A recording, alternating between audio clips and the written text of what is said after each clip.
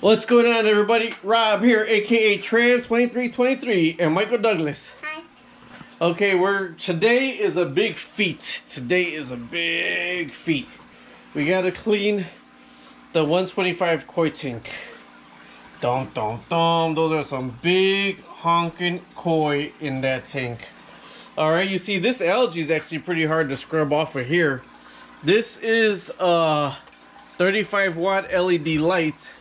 And you see there's a lot of algae in here, so I gotta get this cleaned off. Hold on, go get. And this right here causes a lot of algae in the filter also, and a lot of algae on there. Now we do have two plecostomus. The plecostomus are all the way in here that you can't see them right now, but they're pretty big plecostomus also. And if you think LED lights ain't good enough for your tank, that's quite a bit of algae growing off of that right there. Now, I don't mind the algae as much as that right there, decorative like that, or see there's some algae growing on that. I don't mind that really because it keeps the urine and feces. I mean, it kind of lives off of the urine and feces in the water, but if it's overflowing algae like this one right here on the top of this rock, is just completely covered in algae. So that was like kind of disgusting. So this light right here, we only have one of the fluorescents on. I would like to switch it over to LED.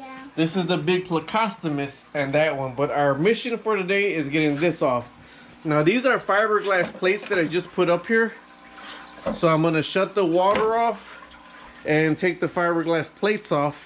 And you see over here the power head's not even working right now because there's so much crud in the power head. So I got to clean all this out. And what are we going to use to clean this? We're going to use a Python. All right, we're in the basement sink. See, this is just refrigerator, freezer. This is the basement sink. So I unscrewed the regular piece of the thing, and on your Python right here, there's a brass fitting. Try to get that in the video. Oh, and the brass fitting just screws right into here. There's the inside treads and outside treads, however you want to call it. I know people correct me on it all the time.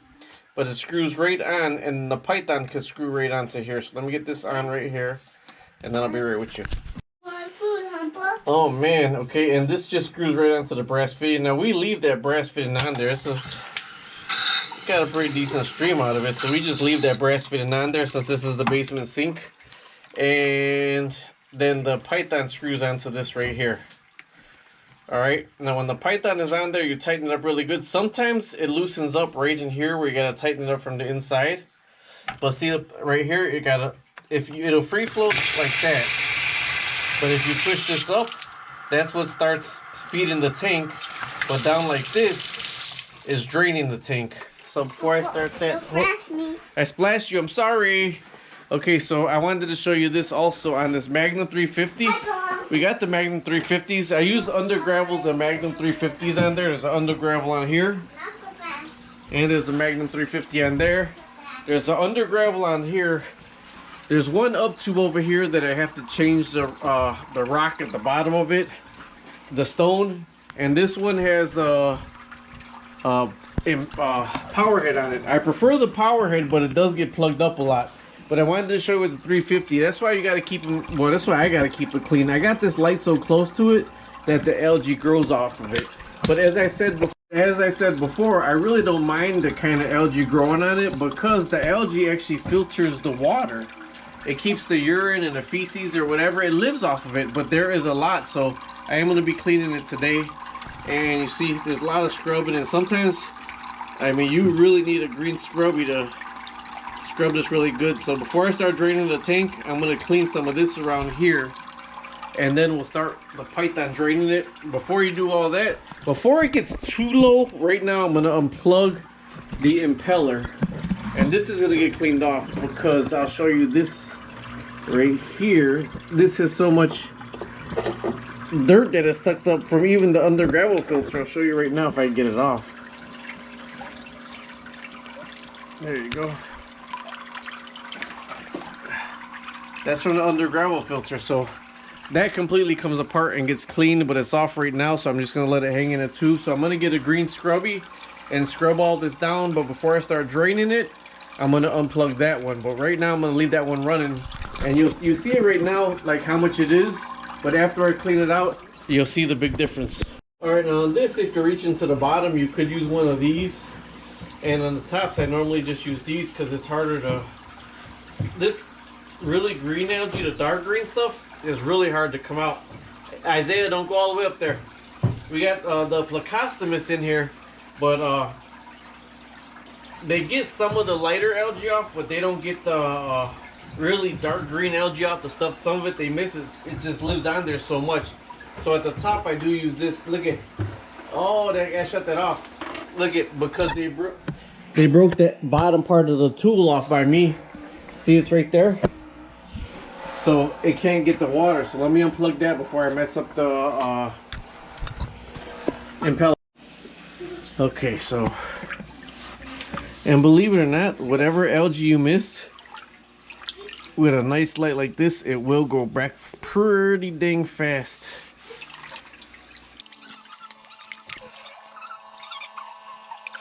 So let me finish cleaning this tank down and I'll be right with you.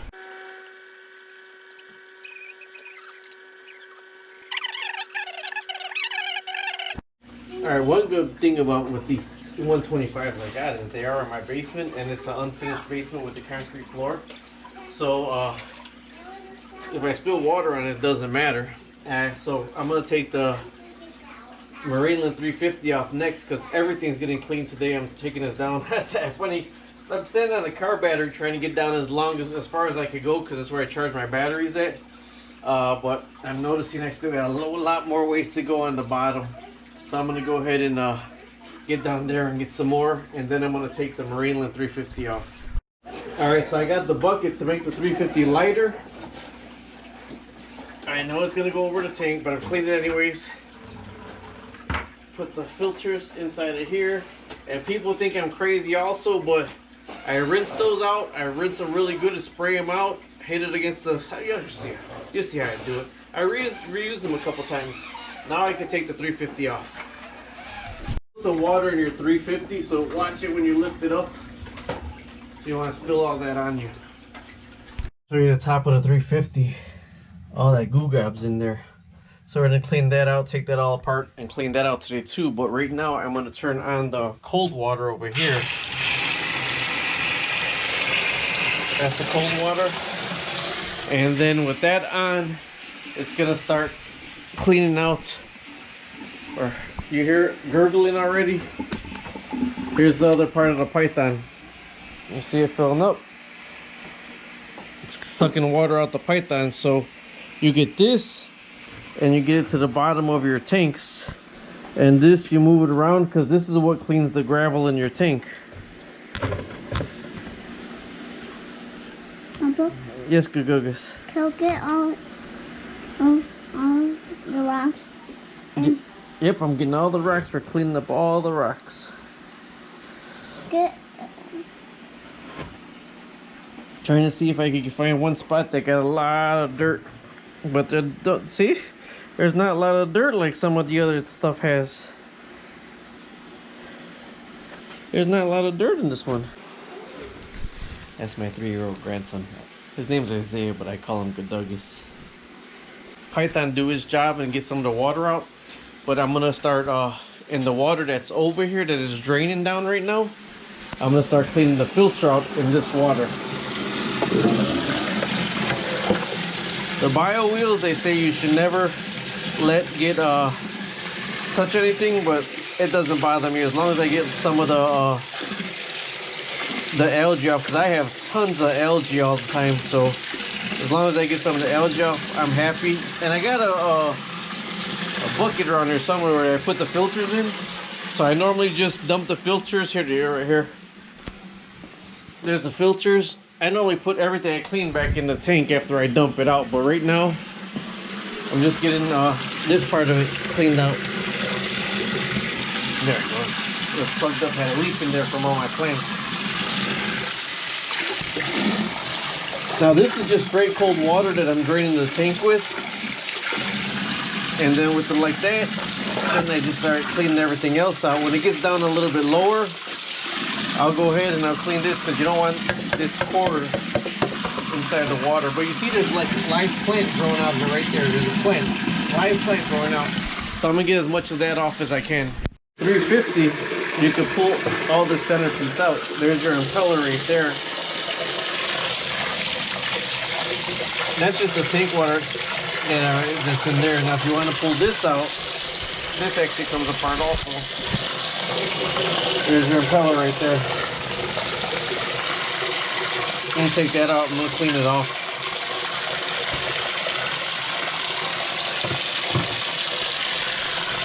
Here, let me show you this. This is the impeller. And see, there's fungus in there in the impeller. Gotta clean that all out really good also. After it's cleaned really good, then I'll put it all together. But if you can't get everything off the impeller, what you do is you get a little screwdriver or something like that. See? All that's impeding the flow. You know, you seen it wasn't flowing that fast? You just get all this little crud off of it. Right here. Alright, see this right here? It's good to have one of these. Because the stuff that you can't get off, you just kind of get in there. And you could get it off really good with one of these.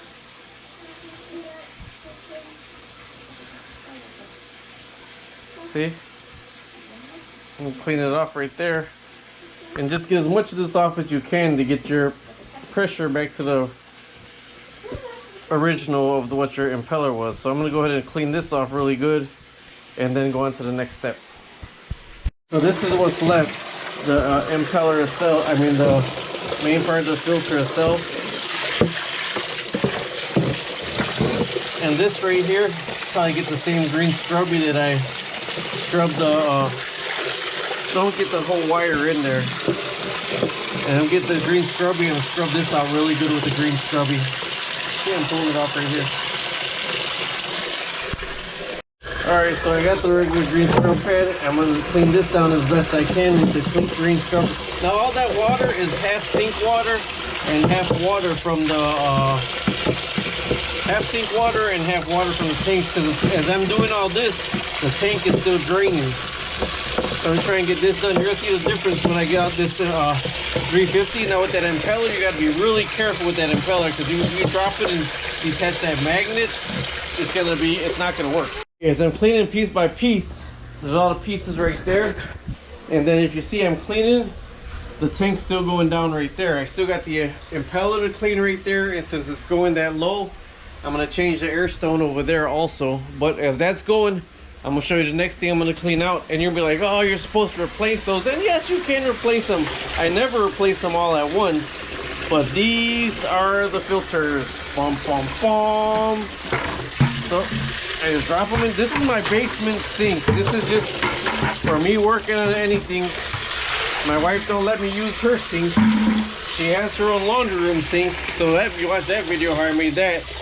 But these right here, I run through the water that's coming out the tank. But then also this is a concrete sink. So I kind of slap them on here. And you'll know when you can't use them anymore. The gravel will actually start coming out of them when you can't use them anymore.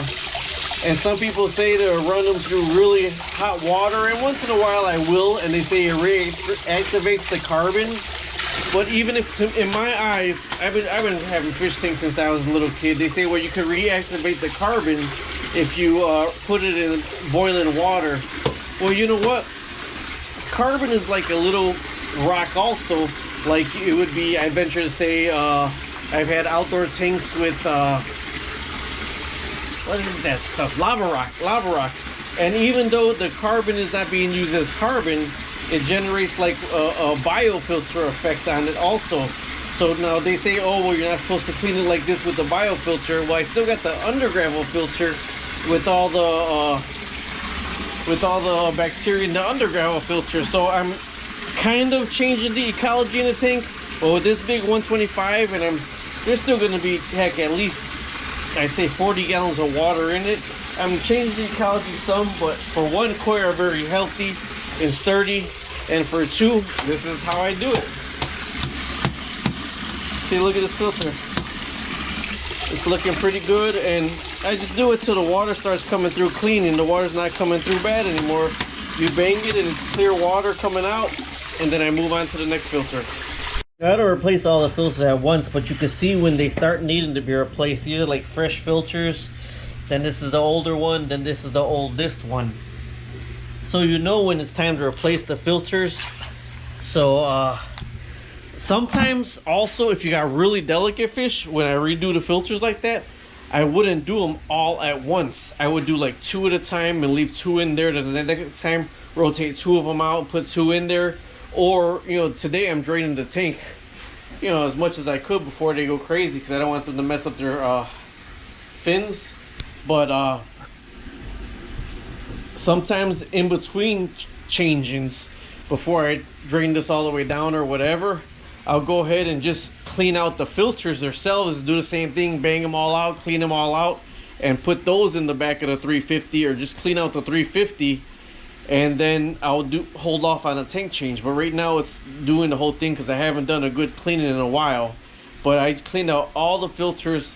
All this gravel right here has live bacteria in it. All that has live bacteria in it. So I really don't worry about changing the ecology of the tank or the biological in the tank or whatever, because I use undergravel filters on most of my tank. Now they're going crazy where I'm going to stop it from see them going back and forth pretty much. So I'm actually going to stop it right there, because you don't want them to be so low that they're banging back and forth, because then they'll mess up their fins. So I'm gonna stop that. I'm gonna clean the power head next.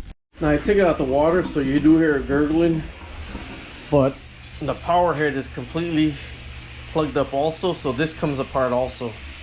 So I'm gonna clean the power head next, and then you see I still have it on, so still water. It's just nothing from the tank coming out. Now this actually twists off right here. Let me see if I can hold you up here. This actually is the bottom. Let me see. Let me figure it out. The whole bottom twists off, or just this right here twists off. There's your power head, your impeller, and that one right there. Oh, that came out the middle. Trying to get the bottom part out. There you go. So this right here, I'm just going to actually put back in here. Oh, and I'm going to clean this part out right here. All this got to be cleaned out right here.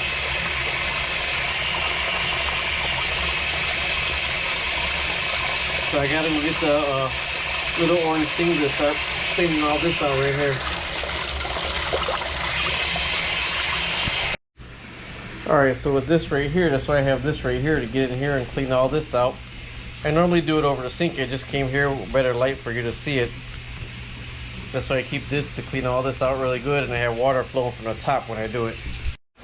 Since I have everything out, it's good to have some of these extra air stones on hand. So you see I got a bunch of air stones on hand, and all I have is, well, I have one air stone on here, and the other is the dang power head I washed out and put on right there. But this is where the other air stone was. But it's better to be standing up high and grab the bottom part of this and take this off right here. I don't know if I could get that angle or that shot. I'm gonna try to, but I don't know if I can. No, either way, this is what I'm gonna do. I'm gonna grab the pole right here and pull just this top part of this off right here. Alright, so I got the air stone off right here. Just the top part I pulled off. So this air stone was disintegrating already anyways. It's just completely stuck on. Put the new air stone in. And when you put this down kind of exactly the way you want it facing, because once you put this on, it's hard to, it'll stick in place. And then make sure you got that air stone all the way to the bottom right there. So that air stone's a brand new air stone, and that's gonna come out pretty good. So now the next thing you gotta do is actually start getting this refilled again. So what I do is I normally go ahead, fill the tank. I venture to say it's like 68 degrees. That's probably how much it is in the basement, between 66 to 68. And that, since this is not in the tank, I start putting the hot water on now, and I fill it with my hands, and I keep running back and forth, back and forth, back and forth until I have the proper temperature. And then I go back to the tank itself, and I feel the temperature in the tank going back and forth. Like I said, I believe this is If I could look at these tanks, oh, that got a heater in it. That one right there is running at 78, the koi tank. This one right here has no heater in it, but that water's nice and warm, to tell you the truth. Now when you get your water right on the money, you just push this up and it'll start the water flowing back. Righty tighty. It's a little bit, just a little bit. I go back and forth. After I have it in the tank, I go back and forth. Before you make sure it's coming out the tank, make sure that it's not gonna overfill from the tank. You put your hand in it, fill the water, put your hand in it, fill the water. I actually have a little bit colder. I gotta get it a little bit warmer, but it's like by maybe 3 degrees off. But let me fill that up now. See, they're calming down now that the water's filling back up again.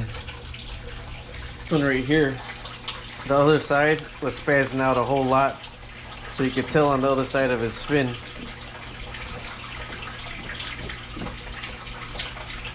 That's a butterfly right there. Let's see if I get the other guy to turn around. He messed up one of his fins. He hit the rock. Oh, you can't see it from here.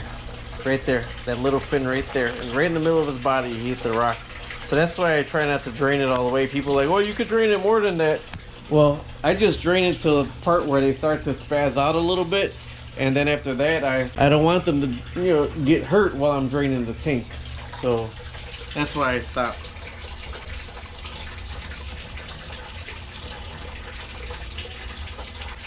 There, I don't know if you can see it right there. It comes in the light.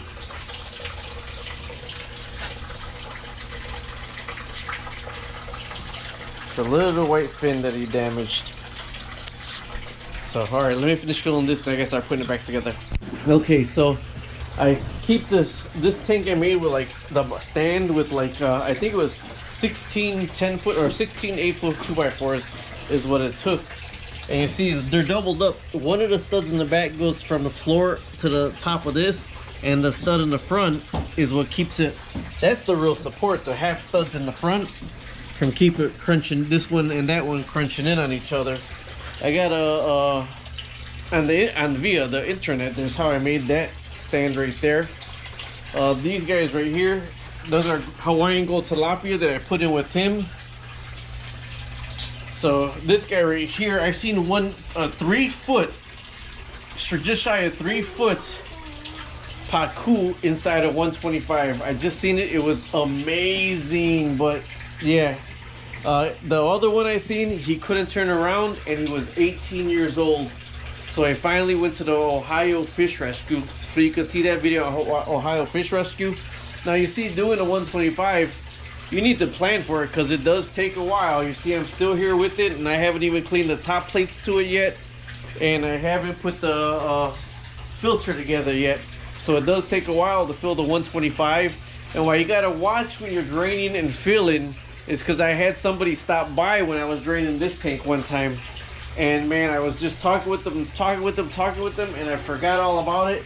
And this guy had no water on the bottom of his tank, and he made it. I mean, I was just down here with him. I told him the birthday I had to leave, and I filled the tank up with water, and I was holding him, and he was actually upside down, trying to go upside down, and I kept rubbing him on the side. I kept trying to show him that I was loved. I put extra air in the tank and everything, and you see he made it. So when you're using a python, when you're draining tanks like that, be very careful. And if you got tanks this size, you need a python. Do not bucket fill them. Wow, that's how slow the other one was bubbling up. All the dirt came out of it. I put the new one in there. And actually that has a 10-gallon pump on it right there, just for a 10-gallon pump. What's causing that one? Because the other one I really use is this one right here, the power head. Let me see if you can see when I plug that one in, the difference that it's gonna make. Can't see it from the side. Let me see if you can see it from here. The power head, when I plug that one in, that's really my main force for this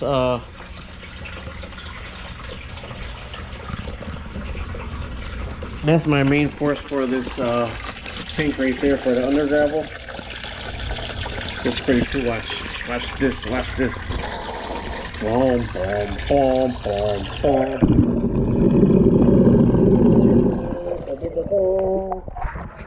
That's a GoPro Hero. Either way, these guys are still here. This is almost done. And then now I gotta start. After this is done, I can start putting the filter back together. This is the filter right here. All right, when you're putting your impeller back on, you're putting it on. Don't crunch it all the way in there, like to make sure that it's all the way down.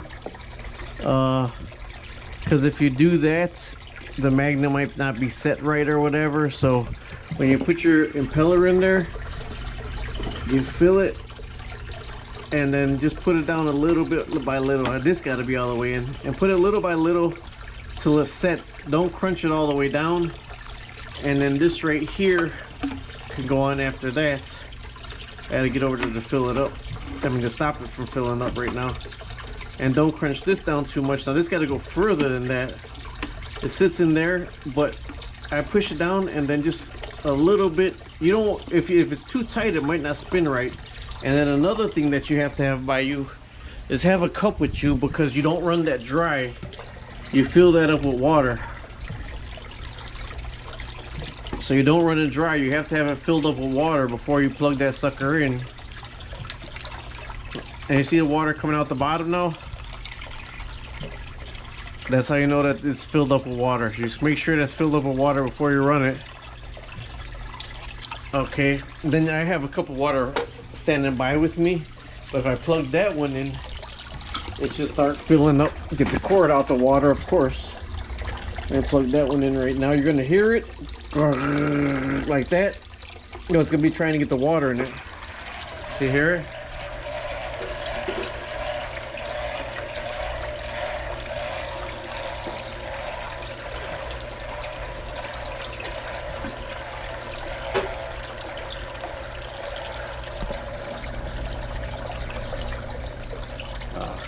So let me shut this off now. Okay, with the water off, I empty this first. I should bring this down. Bring that down first. And then I bring the hose all the way back, lifting it higher so it could drain backwards. See, this is the hose right here. You lift it higher than the sink is, and you start draining, walking back towards the sink. And you hear the water right now. It's all draining in the sink. And that's how you don't spill no water on your floor. So you lift this all the way higher. Then when you lift it higher, you see it coming out the sink head. See, it's draining backwards. And you do that. I got a 25-foot one, so I got to do that for all 25 feet. All right, and there you go. The tank is basically done. I just got to put the top plates back on it right there. And we got the power head going right there pretty good. See that right good.